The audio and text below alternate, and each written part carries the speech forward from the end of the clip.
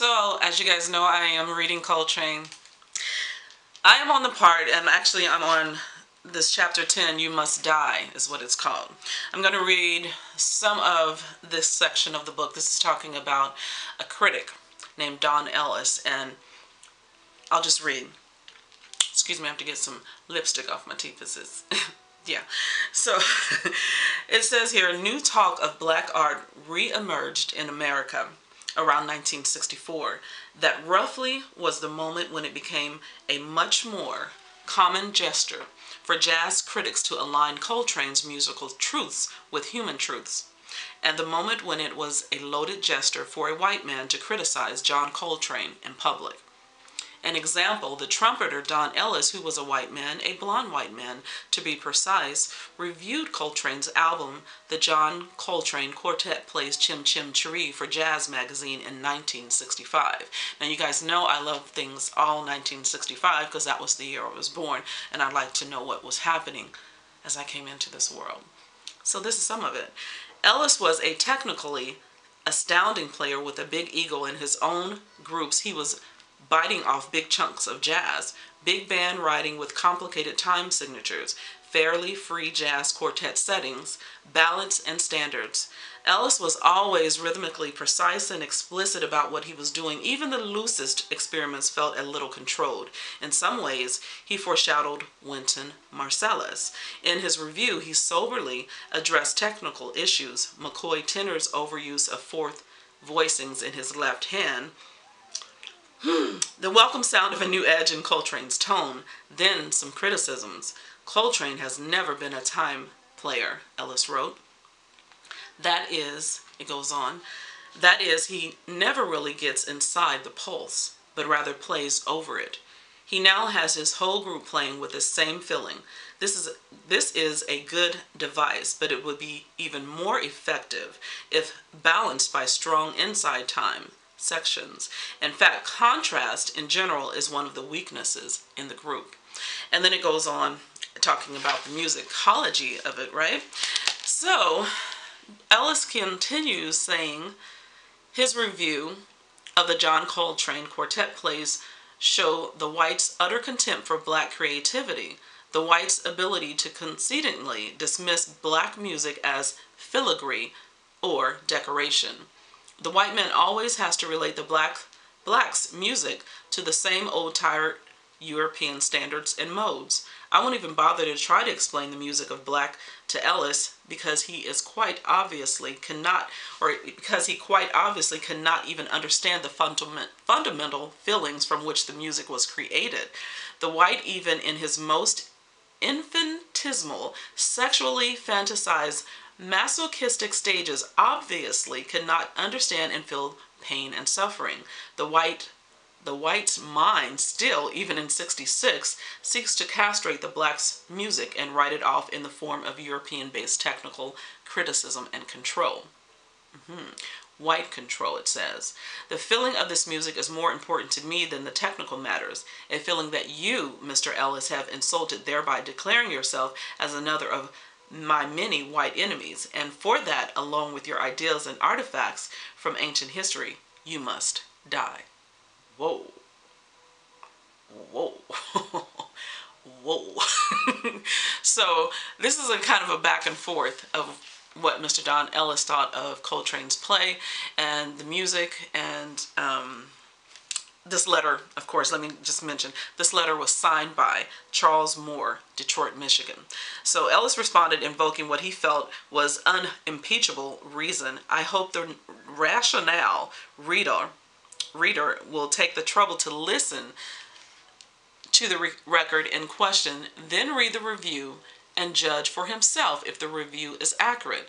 In your letter, you imply you are mainly interested in feelings. Well, there is one large difference between us then. I am interested in good art.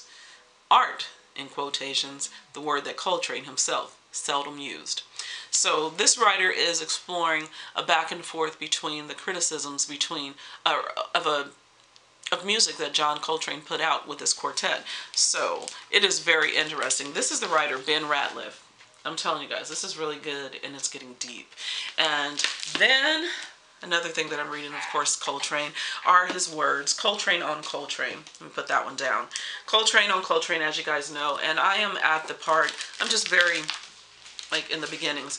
But this is really cool. This is the first one starts with an interview, and then now I'm on correspondence with fans. So it's a back and forth between letters that are written, and there's a lot of letter writing going on back in those days. You know, it's not like text messaging happening on cell phones the way we relate to each other and can go on Twitter and speak to an artist that we love and follow. So this is a lot of good Coltrane, straight from the mouth, right? Of this genius. I love it. This is really good. But the other one, man, that's getting deep, you guys. And then, as you guys know, I finished up Rita Marley and her life with Bob Marley. And it's called No Woman, No Cry. Yeah, Rita Marley has got my utmost respect and should have so many people. We wouldn't have so much of his music in the fore if it was not for her fighting for it, and so many people can write their own versions of what was going on in that time and try to own what was happening and how his music got put out. But if it wasn't for her and those wonderful kids of theirs, yeah, we'd probably be missing out on a lot of what his message was, what his life meant, and how just beautiful he was inside. And then there were some, of course, some would say ugliness. I mean, he said that he was doing what he was supposed to do biblically. He was multiplying and filling up the earth. Anyway, seriously, I don't know how she did it. I don't know how she dealt with his boldness of not just, you know, I mean, he married this woman and they stayed married until he died. But, of course, there was some separation. There was some times where she just had to do what she had to do and take care of her kids. And he always gave her money and took care of them, what have you, bought them a house and what have you, while he was living over in this big studio house, you know, on this very Hope Road, I believe it was, on the street where the Prime Minister even lived in Jamaica.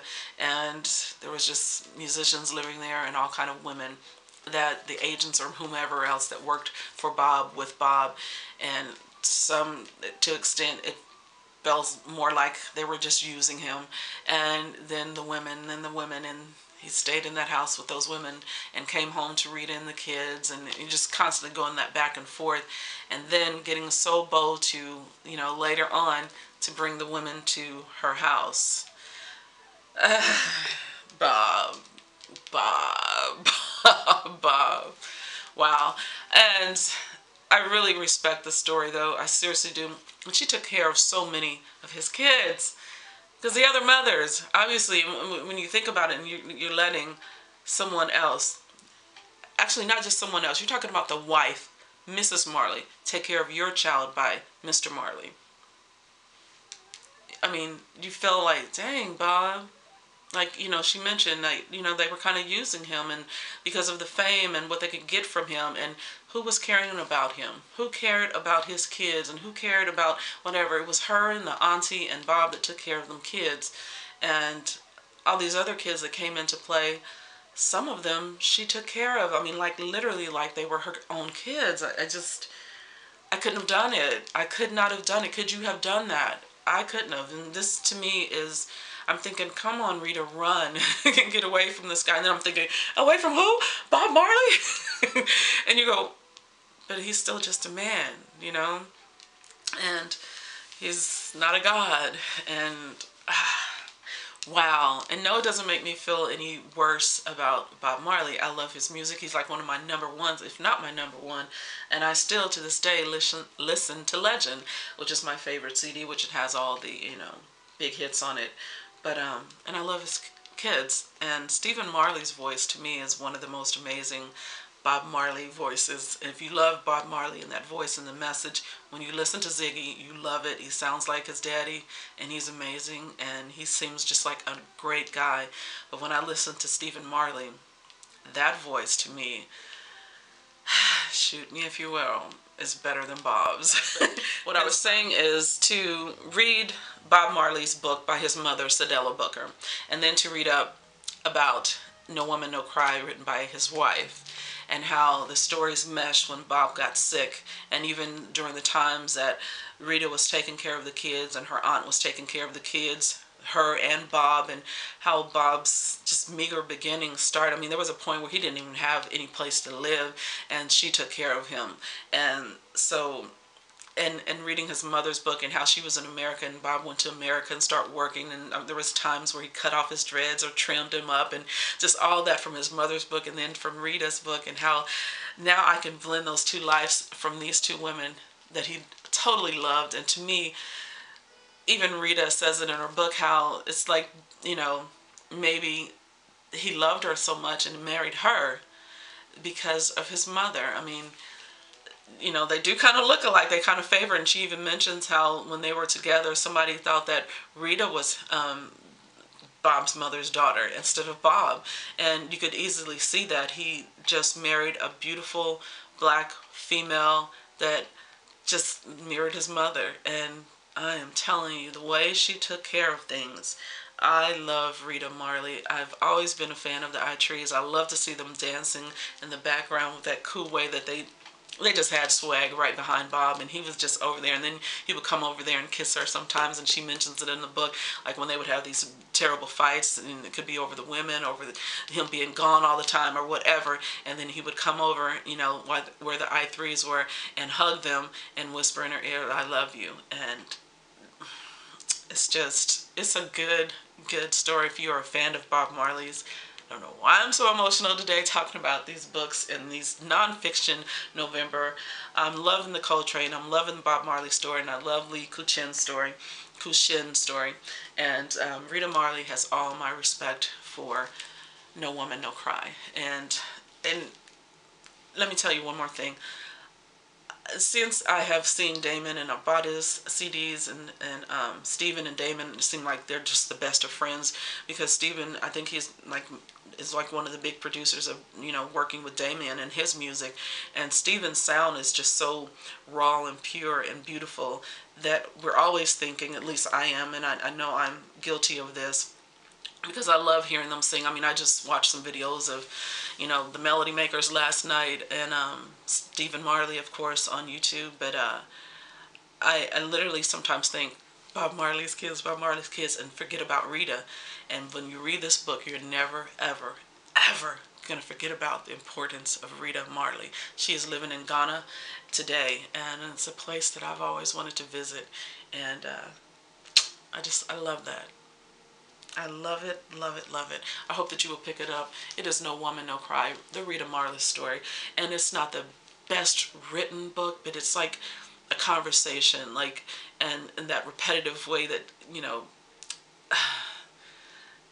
that she talks, and you catch on, you go, okay, this is not the best written book. But at the same token, you just fall in love with the story and how it's told, and it's raw, real, and she didn't glam it up. That's probably the best thing that I can say about the book. It may not be the best written book, it may not win any Pulitzer Prizes, but her life is damn sure worthy a Pulitzer Prize. But and what she had to put up with, and she is powerful beyond measure. I love this woman.